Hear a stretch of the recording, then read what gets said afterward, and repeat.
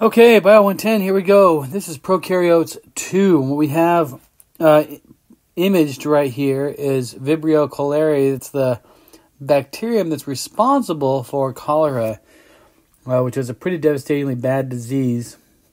We have a picture there. We're going to talk a little bit today about some different bacteria that are pathogenic, that cause some serious problems. We're going to talk a little bit about the envelope, the cell envelope, and the structures make stuff gram-negative and gram-positive. We're going to talk about how they sporulate, how they become a spore. We're talking about chemotrophs, chemoautotrophs, photoheterotrophs, photoautotrophs. You'll know what all those are, how they move, if they're the taxis, the way that they want to go, and all that fun stuff. Okay? We're actually going to start today with a video from Hank, though. We're not going to watch the entire thing. They cover bacteria, archaea, and protists, and we're not going to get to the protists, but we'll get to, we'll watch the other parts.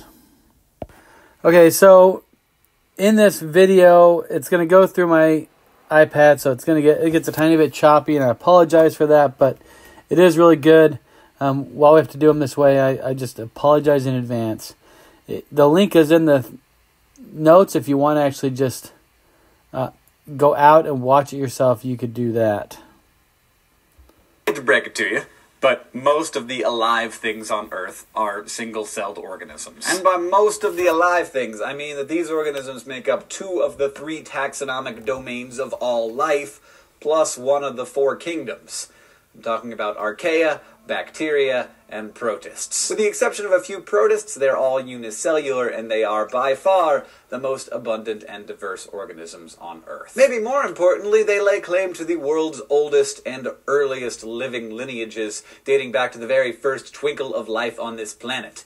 So by understanding these 3 groups, you begin to truly understand life on Earth, its origins, and how everything that came after them, including us, came to be. What's more, because their heritage is so ancient, these organisms often take weird, cool forms that don't look like life as we think about it, and they do amazing things. Some not only live but thrive in environments that would kill you, me, and everything we hold dear, and others make their living by invading organisms, including us, and causing disease. Then there are those that do the opposite, making life possible by fixing nitrogen from the atmosphere, helping animals digest food. Members of these groups have names like sailor's eyeballs and dog vomit slime mold, and they can take the shape of rods, blobs, corkscrews, or coils. Kind of like the doddering, eccentric relatives you're forced to spend some holiday with once a year, the archaea, bacteria, and protists are our oldest, oddest relatives. And it's about time you got to know them.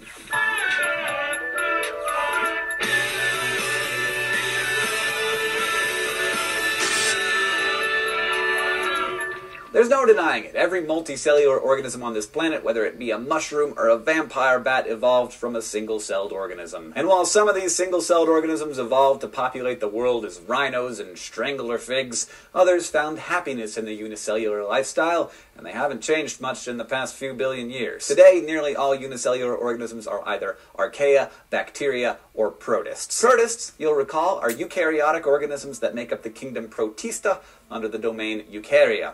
Bacteria and archaea, meanwhile, are their own prokaryotic domains. And I hope you haven't forgotten this. The big difference between prokaryotes and eukaryotes is that eukaryotic organisms, including you and the plants and fungi and animals that you know, have cells with a nucleus that hold their genetic information, while prokaryotic cells don't have a nucleus or any organelles to speak of. These 2 groups do have some important things in common, like having plasma membranes that are filled with cytoplasm and ribosomes that contain RNA and synthesize proteins, and they both have DNA that carries the instructions for operating the cell. But eukaryotic DNA comes in strands in the form of chromosomes, while prokaryotic DNA is found in rings called plasmids. So again, and this time with feeling, protists are mostly single-celled eukaryotic organisms. Archaea and bacteria are single-celled prokaryotic organisms. The word...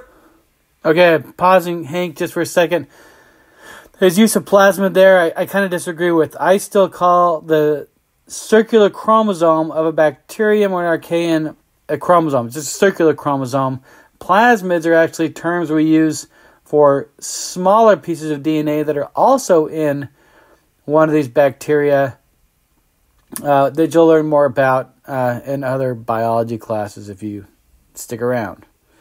The word prokaryote actually means before the nucleus, which is a clue that prokaryotes are an older form of life. And we literally cannot find anything older than archaea. The first archaea fossils date back to 3.5 billion years ago. I'm talking just a billion years after the Earth formed and was still bombarded by comets and meteors, not to mention fried by UV radiation. But in the midst of all that, archaea or just chillaxing. Earth's climate has calmed down since then, so today archaea are found in some of the world's most extreme environments, in underwater hydrothermal vents, in oil wells, and volcanic hot springs, even acidic mine drainage. Archaea were probably the earliest living things, and their adaptability is probably what allowed them to take root in Earth's early kind of grody environment. One key group of the archaea are the methanogens. These guys perform more moderate environments like mud, swamps, and your intestines, but they derive energy from hydrogen gas and carbon dioxide, which is pretty cool, and they emit methane as their waste product. Methanogens, methane generators. We know that waste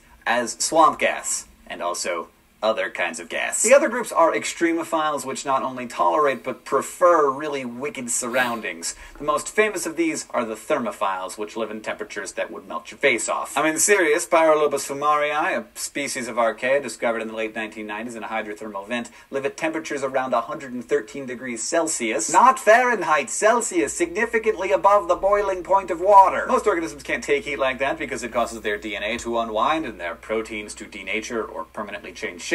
But thermophiles have evolved adaptations that keep them stable at these screaming hot temperatures. There are also halophiles, or salt lovers, which live in places like the Dead Sea or the Great Salt Lake, probably Daniel Tosh's mouth. Most halophiles breathe oxygen and are heterotrophic, but there are some bizarro outliers, like species that use sunlight to make energy, but not like plants do. They have light-harvesting pigments in their membranes that react with light and enable the cell to make ATP for energy. I know, it's crazy, but despite their alien-sounding ways of life, archaea really aren't all that different from bacteria, which are also prokaryotes. In fact, archaea and bacteria were classified together for much of the 20th century. It was only when scientists realized that they had some important genetic differences, like in the sequence of their ribosomal DNA and the makeup of their RNA, that they were separated into two domains. Bacteria are nearly as ancient as archaea. Fossils show that they were widespread about 1.5 billion years ago, but there's evidence that they've been around for more than 3 billion years.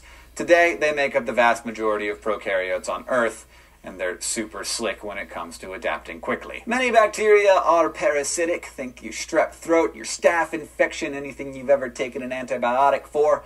But bacteria can fend off antibiotics and the ninjas in your immune system by garbling up their DNA from one generation to another. They can randomly turn genes on and off, creating unique genetic combination as its population multiplies, keeping its host immune system and drug makers on their toes. Like archaea, bacteria don't reproduce sexually, but bacteria have devised a way to pass their genetic material to their buddies, a little trick called horizontal gene transfer. For example, you've heard of antibiotic resistance, right? Well, horizontal gene transfer is one reason for it.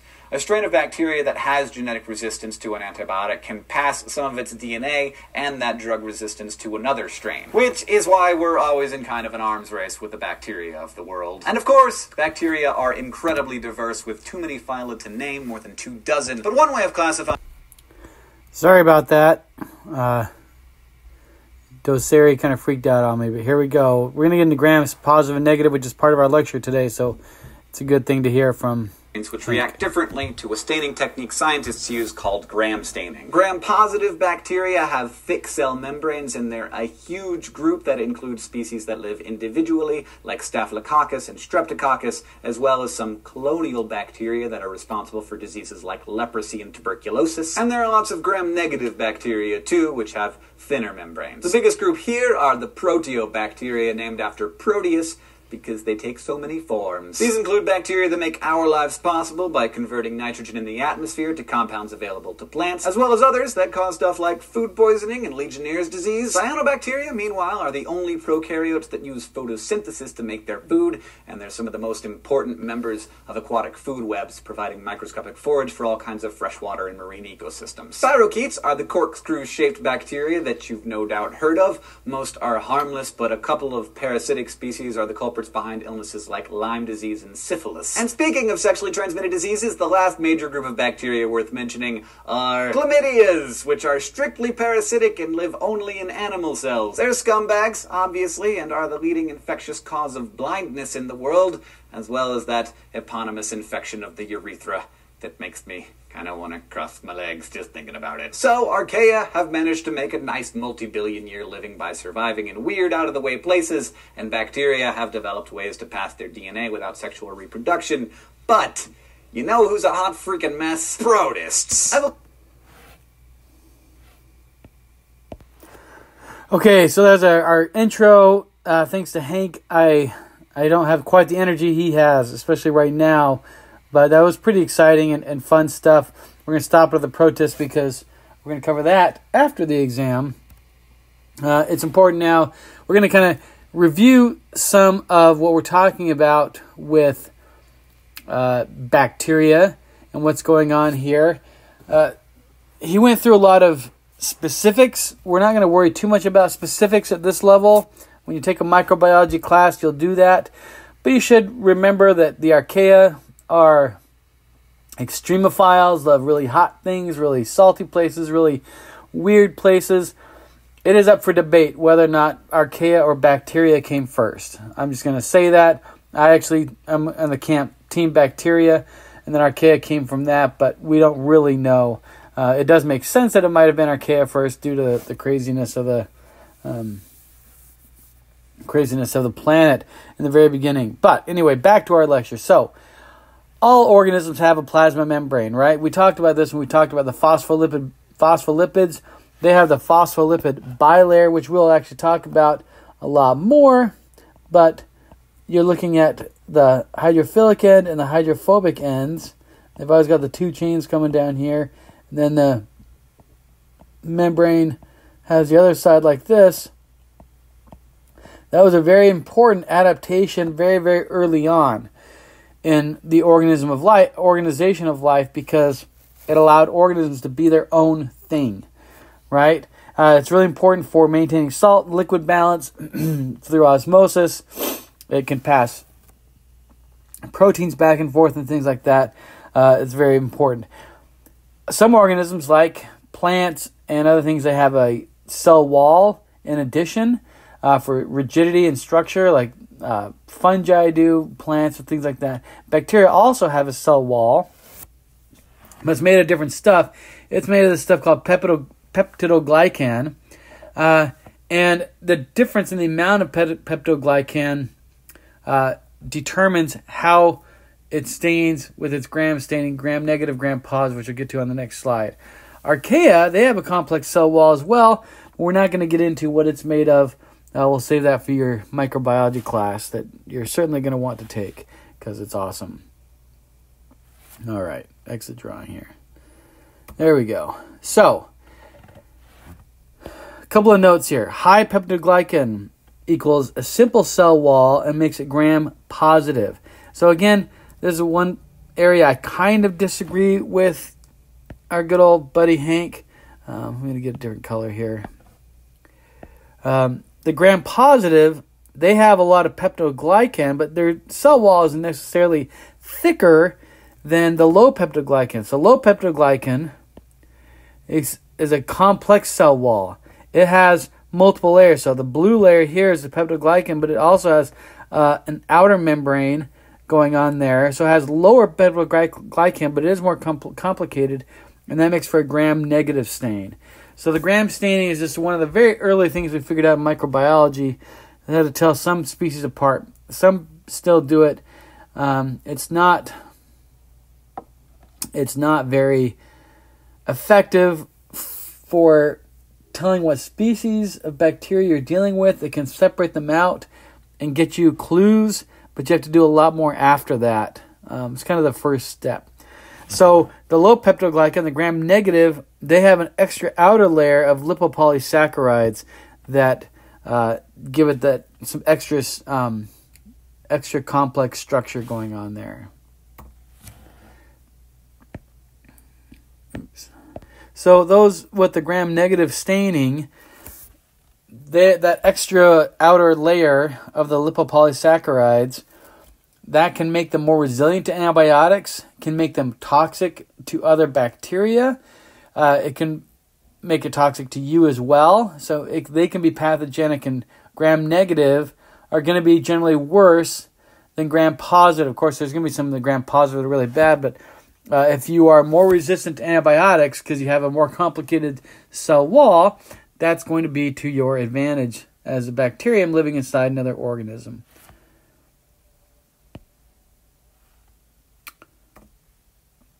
Okay, so now the last thing to talk about, as we kind of go through these layers, right? We have the cytoplasmic membrane that we already talked about. The cell wall is beyond that. And then the capsule is on the outside of that even. The capsule is a sticky secretion layer. It's for defense and adherence. And it's also for encapsulation. Encapsulation helps a little bit from it drying out. But there's also something called sporulation, which we'll talk about later, which is a really extreme version of making sure you don't dry out. On the outside there in the capsule are the pili. The pili are used for adherence. So, for example, this species, Neisseria gonorrhea, hopefully you've not been too familiar with it, but you've probably heard of the term gonorrhea. It's a sexually transmitted disease. Only species that have pili, or only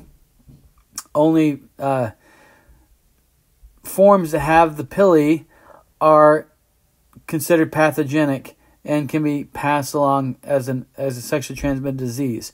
Those without pili can't stick to the inside wall of the sex organs, and therefore they are not pathogenic. They can't be shared, and they don't cause infections that are uncomfortable. All right, bacteria can move. With the use of the flagella is how they move. The pili, not so much. When we get to the protists, there's some outer things. But the flagella here, that is the way that they move. And sometimes they have more than one flagellum. Sometimes they have a single flagella. All right? But they can be quite speedy. 100 times their body length in a second, which if you could run 100 times your body length in a second, you'd be pretty fast. Granted, their body length is pretty small.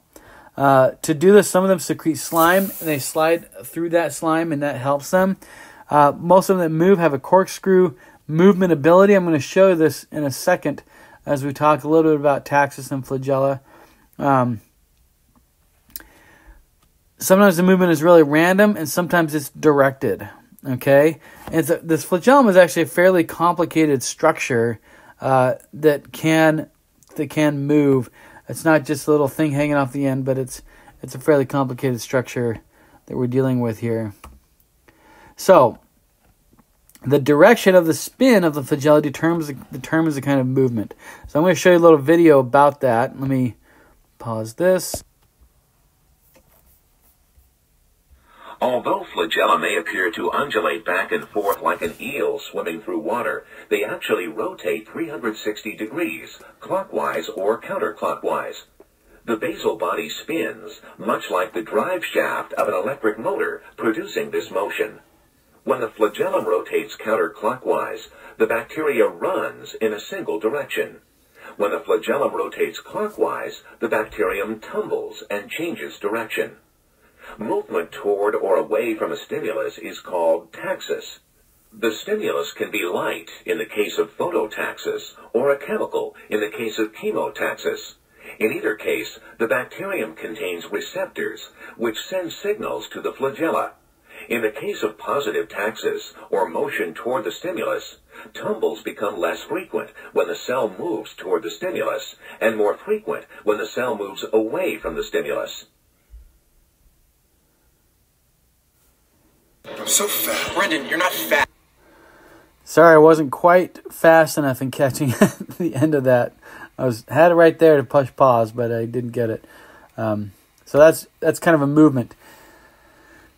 So it introduced in that little video, but they can move towards and away things. So chemotaxis and phototaxis, chemo being a chemical stimulus, phototaxis being a light stimulus. Positive meaning going towards, negative being going away. So negative phototaxis is something that runs away from light. Positive chemotaxis would be something that goes towards a food source or a chemical attractant of some kind, right? And they can do that with the flagellum. We also use these terms with troph. So chemotroph and actually an autotroph is something that kind of produces its own energy from light and carbon dioxide. So you take the light, use carbon dioxide along with light, just like a plant, do some photosynthesis. You're kind of creating your own food. That's an autotroph. Heterotroph might explore lots of different kinds of energy, types of energy, more complex sources of carbon, probably E. coli, something like that. It's going to be heterotroph.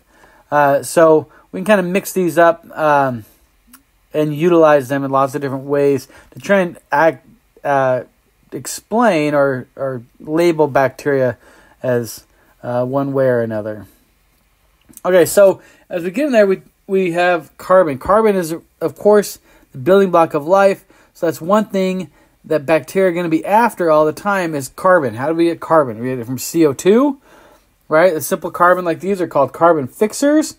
And they're going to often be from photosynthesis in CO2. They're going to kind of generate sugars and things using those techniques. But there's bacteria that do all sorts of crazy different things you wouldn't really expect. Of course, there's lots of feed on sugars and starches. That's a given, right? Any sugar, any energy-producing resource like that is going to have bacteria that just go nuts on it. But what about crude oil, right? Crude oil is something that a lot of bacteria, not a lot, but some bacteria can feed on. When they had the Exxon Valdez oil spill, they had 11 million gallons of waters back in 1989 up in Alaska. Believe it or not, I was alive for that.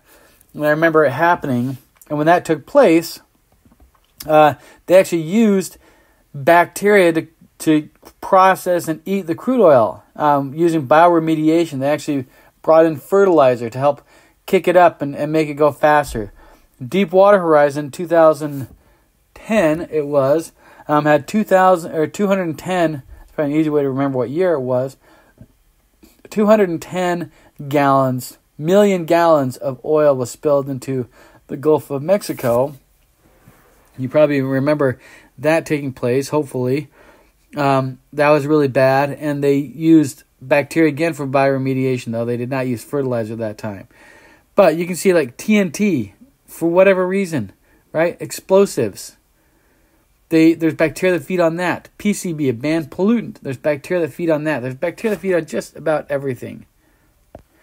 Here's a cool example of bacteria that break down wood. So up here, this here is what's called the Quabbin Reservoir. You can't really tell, but I lived right around here all through graduate school. I went to grad school at UMass Amherst. And the Quabbin Reservoir was this cool area. You couldn't actually do anything in it. You can't boat in it or anything like that because it's the water source pretty much for Boston and everything else. Boston is right out this way. But when they built this reservoir, they buried a ton of forest in doing so. And when they did that, some researchers found bacteria down in there that would eat and process that wood and turn it into usable energy. Right? And so a friend of mine that was at UMass Amherst at the time, he was a professor of chemical engineering, he actually figured out a process using those bacteria to make biofuels out of wood. So you take woody tissues and do a really complex process that the bacteria kind of invented themselves. I don't even know what that is. And then with that, you can make ethanol, make a biofuel out of it. And then he actually sold the patents in the company that he created doing that. So that's pretty cool use of something bacteria have already invented. Bacteria have break down just about anything. If there's a biochemical process out there that you want to try and figure out, there's probably a bacteria that's already doing it, right? They dominate the globe. They're everywhere. They divide rapidly. They produce toxins. They live anywhere. They eat everything you can think of. And they can also survive really extreme circumstances. So the way that they do this is through sporulation. They form what's called an endospore. You don't need to know all the details of it. I'm going to actually not worry about showing this little video. But basically the DNA divides in half, and then we can kind of highlight it over here. And then, so part of the DNA would be over here. Part ends up inside the spore. Let's get a different color they can actually see. So part of the DNA ends up here inside the spore. It encapsulates this whole thing inside the bacterium, in most cases, not always. But then it can survive extreme desiccation, extreme cold, anything like that. And when the conditions get good, they can just pop right out and keep going. They can survive really, really extreme temperatures, right? Drying, freezing, boiling, you name it. This is why to really sterilize things, sometimes you need to actually use an autoclave. You need like high pressure and really high heat to do so because of these spores. In most cases, though, if you're out there camping and you're trying to clean some water, the stuff isn't probably in a sporulation state, so you can probably go ahead and boil it and drink it. But boil it for a couple minutes. Don't just bring it to a boil and be like, we're good. It may get to your stomach and be like, hey, it's party time. Let's go nuts. And if you remember from our last lecture, how fast those things divide and reproduce, so they can divide every 20 minutes, you're going to get sick before you get home, right? That's not good. Okay, one example of this is Clostridium botulinum. All right, you've probably heard of botulism or toxin. It's a toxin produced by this species, Clostridium botulinum. All right, and it's a neurotoxin. It's really nasty. It can induce paralysis and eventually death if it's not fixed. So in this case, the bacteria itself is not. The bacteria is not the thing that causes the problem. All right. Actually, let me hit this note really quick. Small doses are used for other bizarre purposes. Because this toxin paralyzes your muscles, sometimes people inject this into their face to relax different parts of the face and to get rid of wrinkles, right? It's called Botox.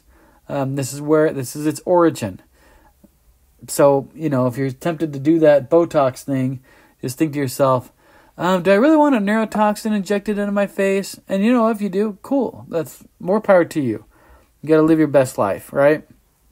So what happens with this? How does it come about? Well, these cells live way down in the soil, and sometimes inside of an organism, but mostly down in the soil. They're intolerant of oxygen, so they're what we call anaerobic.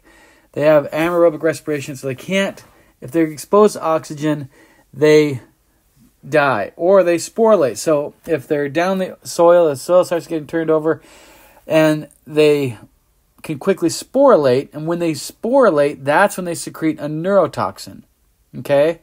So, improperly canned food is one of the most common sources of this. So what's going on with that?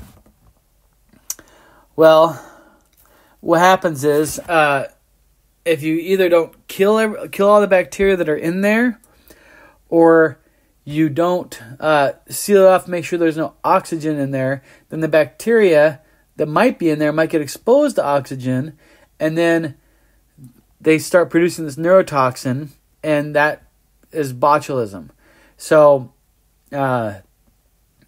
sometimes you see these cans that are expanded a little bit, that have air pockets in them. That's the bacteria that have grown. They've produced excess sugars and things, but then they've probably been exposed to some oxygen in there, and they're releasing this neurotoxin. So then if you eat it, that's going to be pretty bad news. Because this neurotoxin is so effective and so nasty, some people thought it'd be a really good way to poison a large number of people in the time of war. But that wouldn't work, right? If you just started spraying out Clostridium botulinum into the air, it would die because of the oxygen. Really rapid exposure to oxygen, it's just going to die, right? it's not going to have time in the air to, let's really quickly sporulate and release neurotoxins. You're just going to spray people with dead bacteria, which probably wouldn't really be that cool. There's a little video on if you want to know a little bit more about botulinum toxin right there with this link. It is, there's a lot of details about it. It breaks down the acetylcholine that goes between your nerve junctions. That's why your muscles stop working. You can watch it or not. I think we've covered all the details I care about with Clostridium botulinum here in the lecture, but that's completely up to you. All right, that's the end of Prokaryotes 2. Hope you enjoyed this lesson.